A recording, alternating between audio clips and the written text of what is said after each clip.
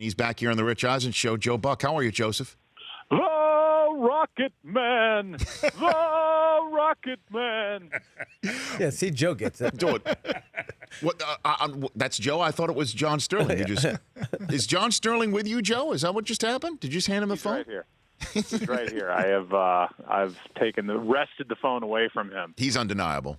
He's undeniable. He is undeniable. But he talks about that. He did an article. I don't know where I read it. Mm-hmm. I'm sure it wasn't the New York Post because he is kind of Phil Mushnick's. He fills Phil Mushnick's column every week. But it was somewhere where he talked about that's kind of his thing now. And whether it was, the Grandy Man or any of that stuff, that he's kind of feeling the pressure to do that corny stuff. And I think he kind of acknowledges that it is indeed corny. Well, he came on one time, and we gave him one for Didi Gregorius, is euphorious or uproarious, and I think he used it. We're trying to help. That's what we try to do here on the show. Did you ever have a home run call, like when you first started saying, I'm gonna go ahead and I'm gonna use this when I'm calling games? Did you ever have one, Joe? No. I feel like when you do that, and this is either right or wrong, I don't know. I'm just my opinion. I feel like you try to make every home run fit that description, and they're not all the same. So, when you do it might be, it could be, it is, which Harry Carey used to do, God love him, one of the greatest of all time. When you're doing it might be, it could be, it is, and the ball is already on Waveland Avenue before you get to the end of your home run call. The suspense of it might be, it could be, that's on a fly ball to me that scrapes the back of the outfield wall, not one that leaves the entire stadium. So I just felt like I'll just call whatever I see, and I don't know if that's right or wrong, but that's the way I've always tried to do it. Look, Joe, it's just you can only do you. You can only be you. I'm living my truth. That's what I'm doing. You're a lucky bastard is the name of your book. Joe Buck joining me here on the show. And, hey, I told we've got the cafeteria across the way here. The folks here at DirecTV and AT&T, they have got a whole big cardboard cutout of you and all the folks that you've had on Undeniable this year. And they have like this very frightening cardboard cutout of Terry Bradshaw that we've already claimed once they're done with it. We want it. That seems weird to me. Like, I don't know that I would want to eat there. Well, it does not face the actual eating area. Oh, good. Okay, so it's good. I thought maybe it was like the insurance adjuster came to AT&T and said, "Look, some of these people are heavy. Let's try to make them back off the buffet. Let's face the Bradshaw Buck cardboard life-size cardboard cutouts at the people eating." Yes, nothing says dietary supplement more than a cardboard cutout of Pete Rose. Quite frankly, Joe. With his Reds hat cocked back on his head. Rodman. You got Rodman there too. Skin shoes. Rodman. That one was, I think, aired last week, which is one of the ones that actually had my attention, even though I was there. A lot of these interviews kind of come and go, and I was there, and I know pretty much what's in it. And the Rodman one was, I think I repressed some of it because it was scary with him walking out there, and he was a puddle by the time he sat down, just crying. He was. And I thought it was over. I thought it was over before it began. Within 20 seconds, he honestly started. I mean, we just showed the video of it, and, as if you were even seeing it, it was matched up to what you were saying. Truly, like he was ready to go. It started crying the minute he sat down, Joe. Yeah, I thought, well, first of all, I thought the interview wasn't going to happen because he got out of the car he was in a couple of blocks away from the studio and started walking. And it was one of those where, people you don't even know on the crew are going, they're on their walkie-talkies like freaking out. Is this guy going to even show up? And then there was controversy. Is he going to wear his hat? Is he going to wear his sunglasses? Is he going to wear his bandanas? And my opinion on it was, I don't care if he wears a dress, just to have him sit out. That doesn't matter. We got to get him out on the stage. And so I think, didn't wear sunglasses, did wear a hat.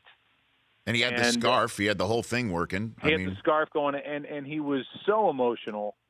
and so just broken that he sat down in the chair when everybody was so excited that he was there. And when he walked out and he got a legitimate standing ovation, I think it took him by surprise. I don't think he's used to getting something like that, and he couldn't handle it. And he went from – he did a time lapse for how he was when he showed up on that stage and sat down to where he was by the end of the interview, which was sitting up, totally alert, totally with it. I think he was really scared to do the interview and talk about his family and talk about his dad, who had like 49 kids, and I'm not exaggerating. I think he was nervous to go into that. And once we actually started talking about basketball, then he was in, and it was one of my favorites that we've done. Joe Buck, Undeniable with Joe Buck season finale on Wednesday with Roger Clemens sitting down. I'm assuming you went everywhere with him, right? Hall of Fame, the Hall of Fame, PEDs. What does he say? What does he say about that, stuff. Joe? Well, I mean, he gets hot, and he stiffens up kind of in the seat a little bit, and he kind of gets an edge to him where you're worried that he's going to just reach over and whack you. And it wouldn't take much to put me on the ground out of that chair from him. He's a big man. But he adamantly denies it, obviously. He's not on the list of guys who have admitted use. I talked to him about how people don't believe what he's saying. He wouldn't mention the name Brian McNamee, who was right in the center of that controversy with him.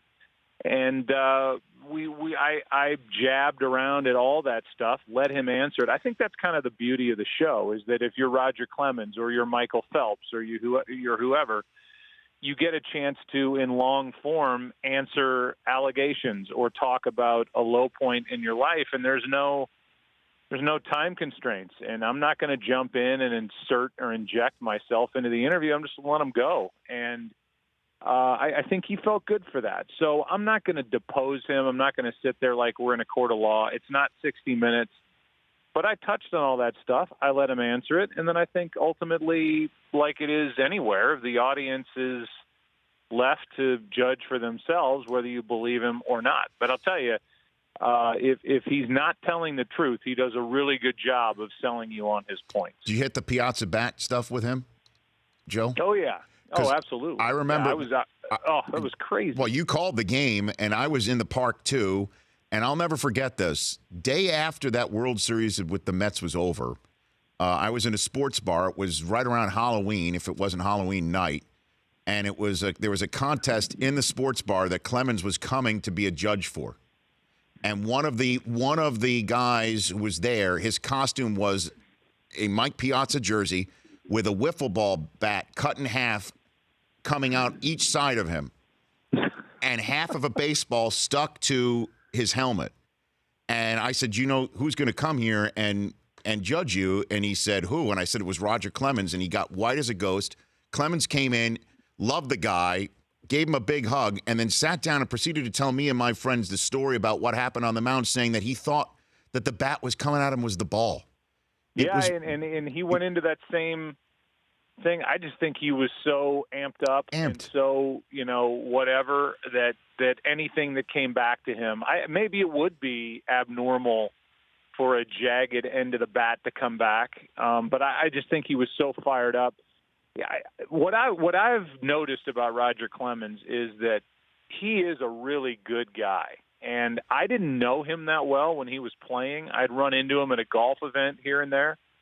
And he was very friendly, but I didn't know him as a player. He wasn't one of those guys that when I was doing a Yankee game, I'd go in the clubhouse and go over and just start talking to him. I kind of left him alone. But when he got out there on that stage, we showed a picture of his stepfather who basically raised him. His dad had walked out on the family when he was really young, and Roger was in a position where he really had to defend his mother against his father.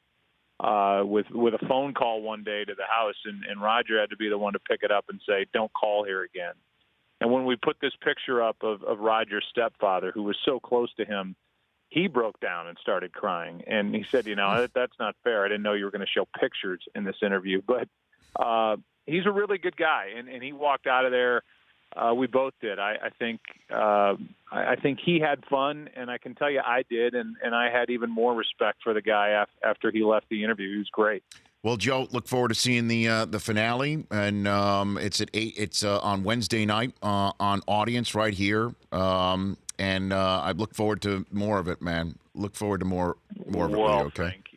Thank you. It was good running into you the other night. Oh yeah, we ran into each other. You're here in Los Angeles, and I don't even get you here in studio, but that's okay. Yeah. Well, my wife Michelle says hi. My daughter Trudy says hi, and we are headed to an unnamed university to kick the tires and see if my daughter likes it, not it likes my daughter. I got it. We'll just see. Well, that's it. We'll just see. And then we'll ship you the big fat head cardboard cutout of you. That's across the way here. We'll ship it to you because I know that's. Yeah, I'd like to drop a few, so I'll Nice. happily put that in our breakfast nook. Enjoy the travel, Joe. We'll chat soon. All right, guys. See you. Okay, that's Joe Buck. The Rich Eisen Show, weekdays at noon Eastern on Audience.